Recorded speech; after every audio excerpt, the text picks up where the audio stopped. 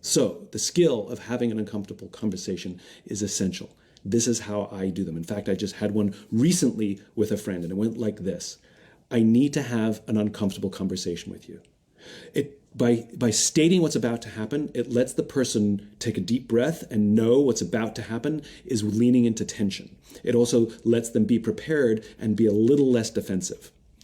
If you don't trust your skills on how to have an uncomfortable conversation, then say something like this. I need to have an uncomfortable conversation with you. I'm afraid of having this conversation because I'm afraid that I'll say the wrong thing or it'll come out the wrong way and make things worse. So please be patient with me as I try to fumble through this and get out what I need to tell you.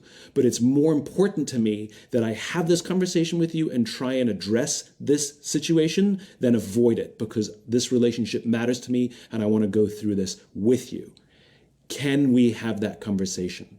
And I always do that. I always ask permission. Can we have that conversation? Can I have this conversation with you now? Because they may not be in the mindset for it. They may say, yes, I want to have this conversation, but can we have it in an hour, right? So as opposed to being sprung on them. So I have to have an uncomfortable conversation with you. Can I have it now? Yes. Okay. Now you want to engage in something called FBI. It's just a mnemonic.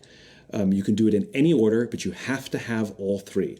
Your feelings, the behavior that made you feel that way, and the potential impact if the behavior doesn't change. Be as specific as you can. Feelings. Do better than happy, sad, angry. I'm really frustrated, or I was put on edge, or I'm feeling distant from you, or I'm uncomfortable because. Then label the behavior that they did that made you feel that way. And again, be really, really specific.